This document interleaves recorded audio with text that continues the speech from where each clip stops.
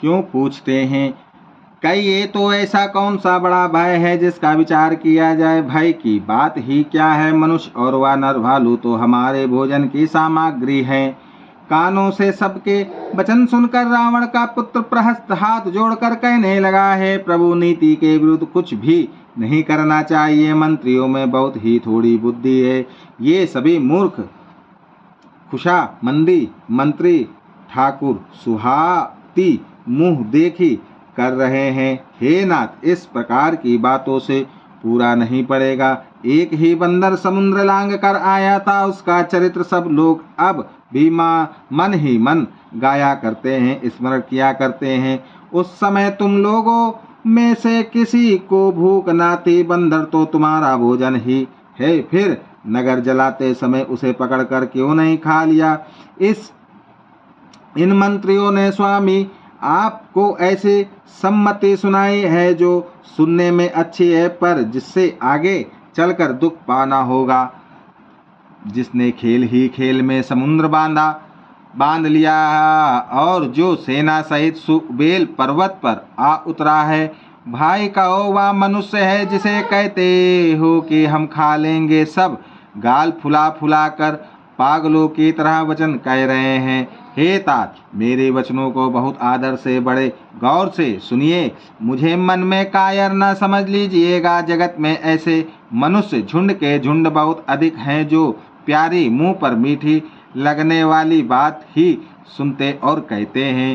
हे प्रभु, सुनने में कठोर परंतु परिणाम में परम हितकारी वचन जो सुनते और कहते हैं, वे मनुष्य बहुत ही थोड़े हैं।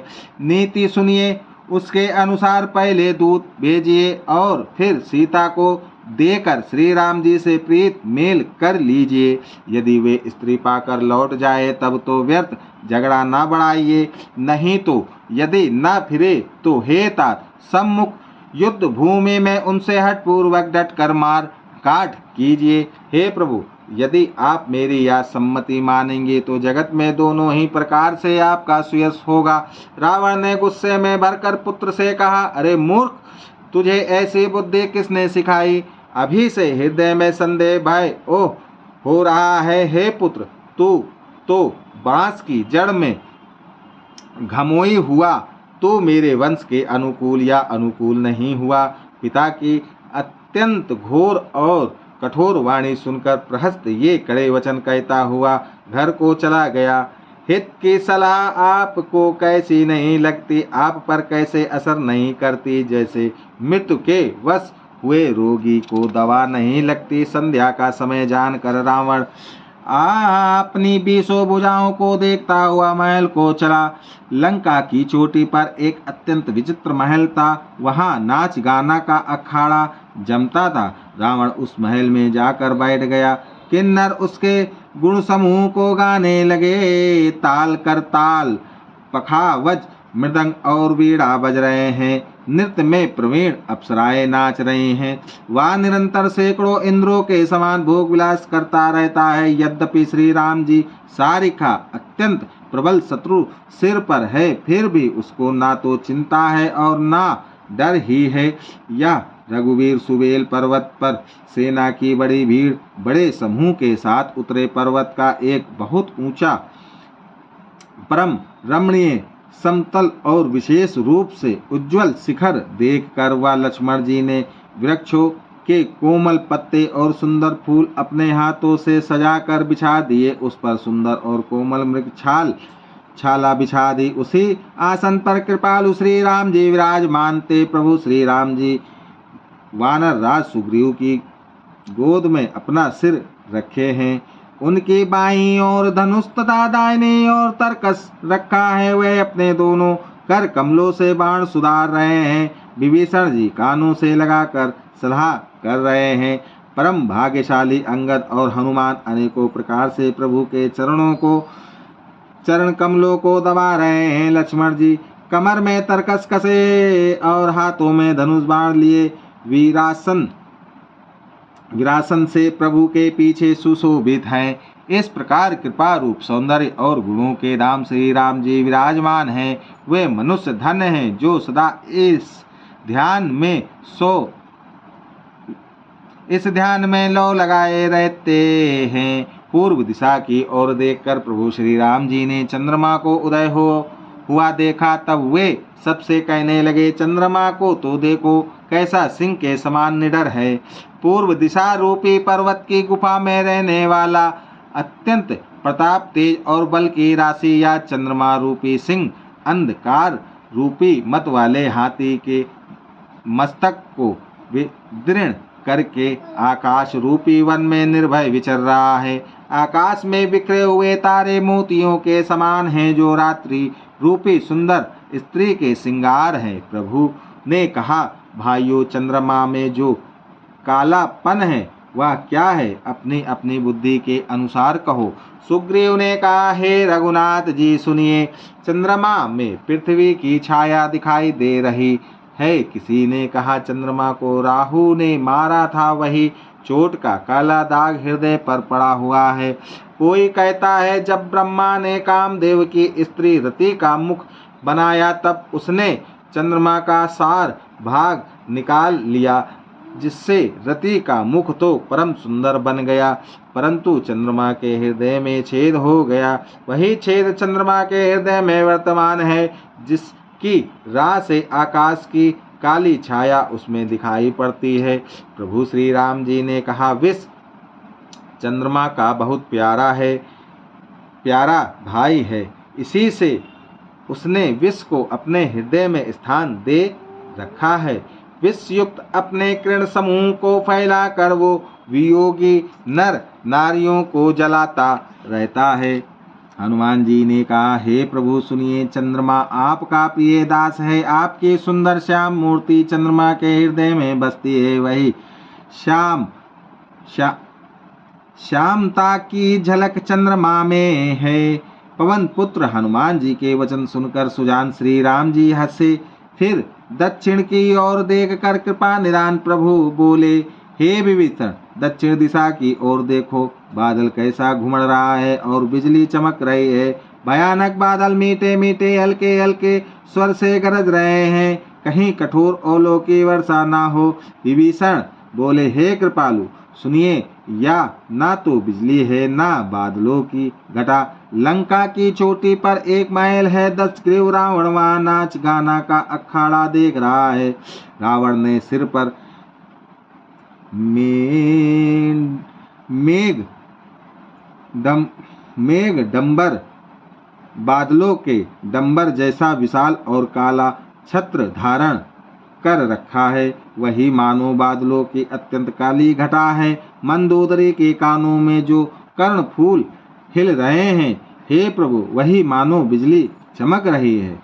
हे देवताओं के सम्राट सुनिए, अनुपम ताल और मृदंग बज रहे हैं, वही मधुर गर्जन ध्वनि है। रावण का अभिमान समझकर प्रभु मुस्कुराए। उन्होंने धनुष चढ़ाकर उस पर बाण का संधान किया और एक ही बाण से रावण के छत्र मुकुट और मंदोदरी के कर्णफूल काट गिराए। सबके देखते देखते वे जमीन पर आ पड़े पर इसका भेद कारण किसी ने नहीं जाना। ऐसा चमत्कार करके श्री राम जी का बाण वापस आकर फिर तरकस में जा घुसा। या महान रस भंग रंग में भंग देखकर रावण की सारी सभा भयभीत हो गई। ना भूकंप हुआ, ना बादल जोर की हवा आंधी चली, ना कोई अस्त्र शस्त्र ही नेत्रों से देखे। फिर ये छत्र मुकुट और कर्णफूल कैसे कटकर गिर पड़े। सभी अपने अपने हृदय में सोच रहे हैं कि यह बड़ा भयंकर अपशकुन हुआ। सभा को भयभीत देखकर रावण ने हंसकर युक्ति रचकर ये वचन कहे, सिरों का गिरना भी जिसके लिए निरंतर शुभ होता रहा है, उसके लिए मुकुट का गिरना अपशकुन कैसा। अपने अपने घर जाकर सो रहो, डरने की कोई बात नहीं है। तब सब लोग सिर नवाकर घर गए। जब से कर्णफूल पृथ्वी पर गिरा, तब से मंदोदरी के हृदय में सोच बस गया। नेत्रों में जल भरकर दोनों हाथ जोड़कर वह रावण से कहने लगी, हे प्राणनाथ, मेरी विनती सुनिए।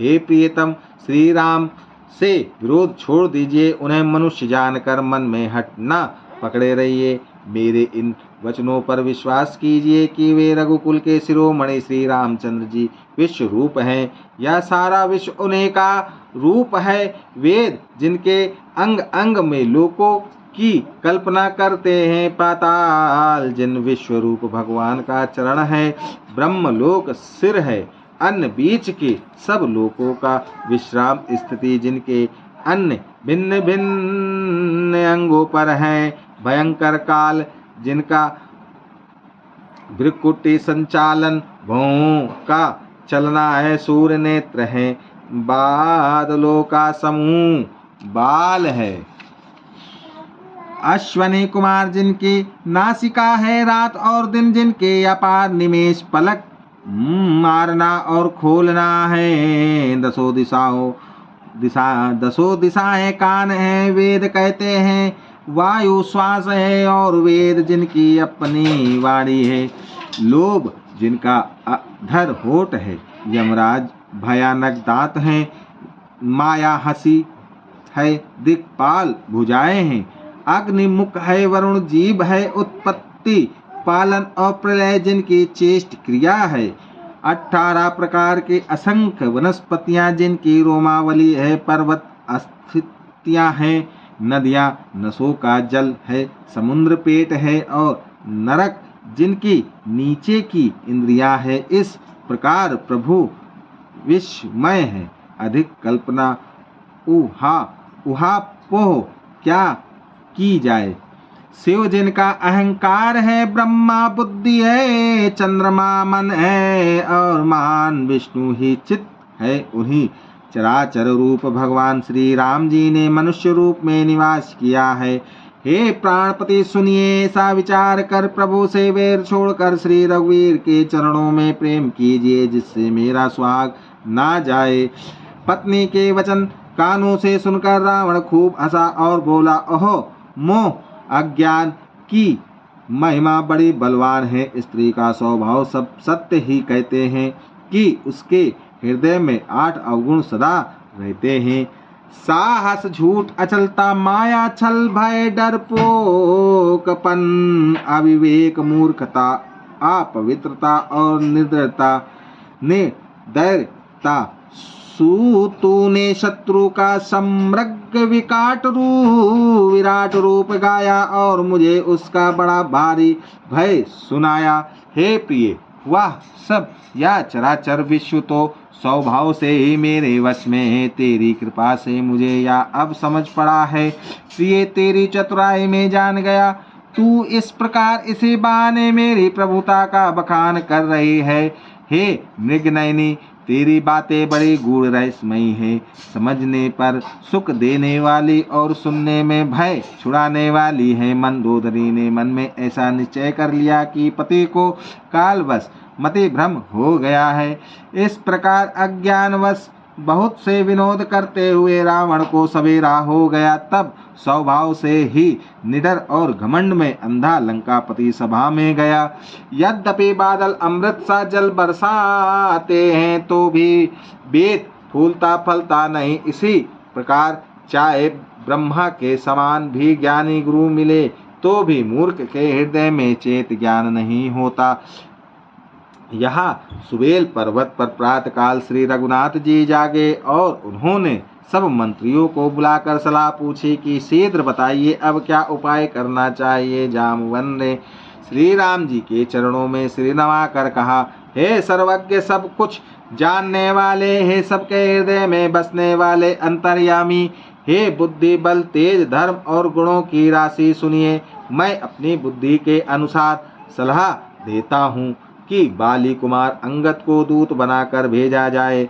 यह अच्छी सलाह सबके मन में जच गई। कृपा के निधान श्री राम जी ने अंगद से कहा, हे बल बुद्धि और गुणों के धाम बाली पुत्र, हे तात, तुम मेरे काम के लिए लंका जाओ।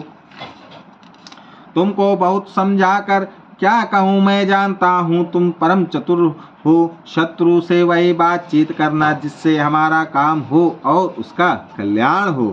प्रभु की आज्ञा सिर चढ़ाकर और उनके चरणों की वंदना करके अंगद जी उठे और बोले, हे भगवान श्री राम जी, आप जिस पर कृपा करें वही गुणों का समुद्र हो जाता है।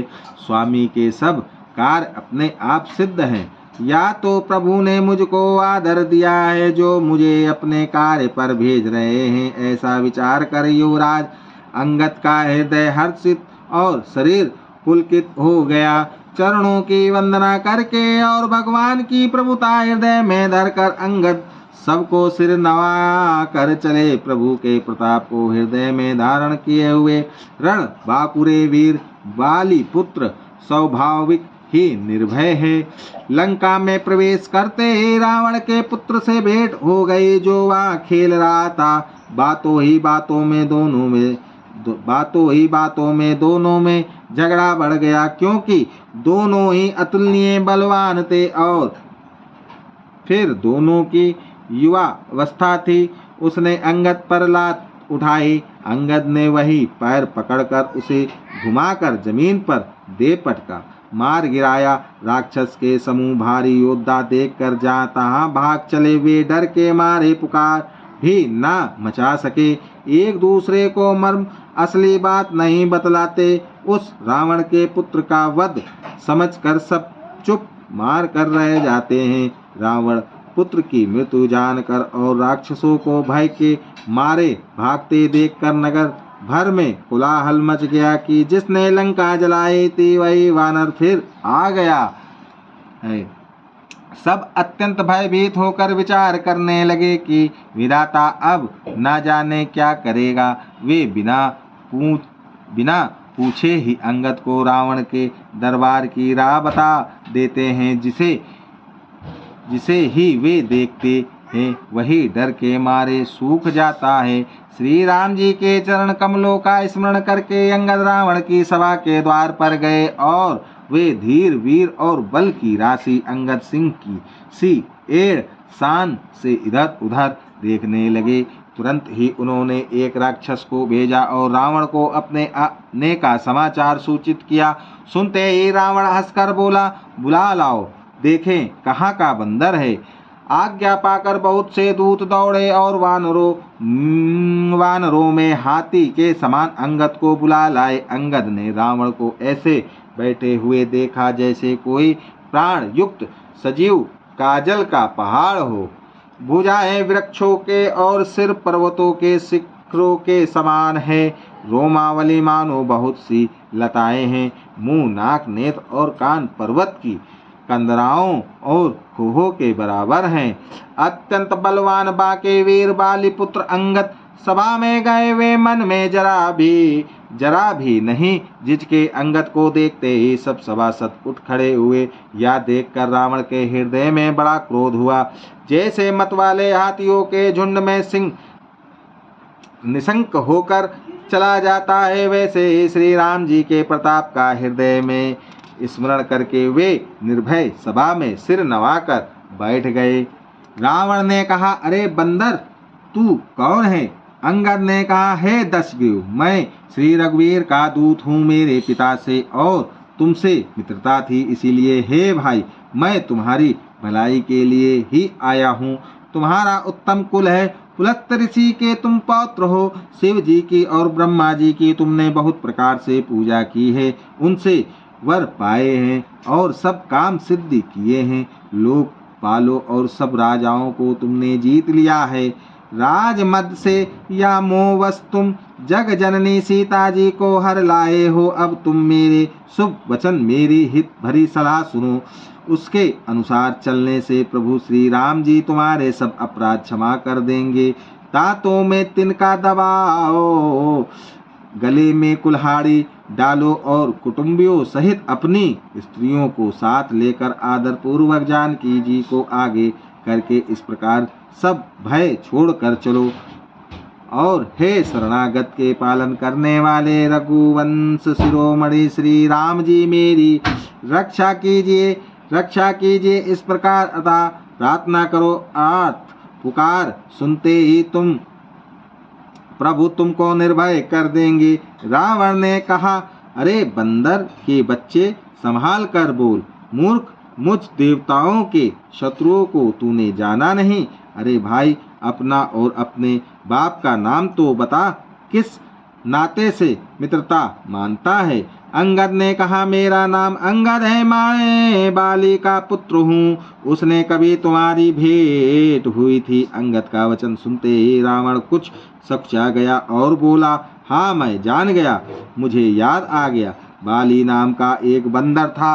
अरे अंगद, तू ही बाली का लड़का है। अरे कुशल, हाँ कुल नाशक, तू तो अपने कुल रूपी वंश के लिए अग्नि रूप ही पैदा हुआ, गर्भ में ही क्यों ना नष्ट हो गया। तू व्यर्थ ही पैदा हुआ, जो अपने ही मुंह से तपस्वियों का दूत कहलाया। अब बाली की कुशल तो बता हुआ, आजकल कहाँ है। तब अंगद ने हंसकर कहा, 10 कुछ दिन बीतने पर स्वयं ही बाली के पास जाकर अपने मित्रों को हृदय से लगाकर उसी से कुशल पूछ लेना। श्री राम जी से विरोध करने पर जैसी कुशल होती है, वह सब तुमको वे सुनावेंगे। हे मूर्ख, सुन, भेद उसी के मन में पड़ सकता है, भेद नीति उसी पर अपना प्रभाव डाल सकती है जिसके हृदय में श्री रघुवीर ना हो। सियापति रामचंद्र की जय, उमापति महादेव की जय, वृंदावन कृष्ण चंद्र की जय, पवन सुत हनुमान की जय, गोस्वामी तुलसीदास जी की जय, श्री गुरुदेव महाराज की जय।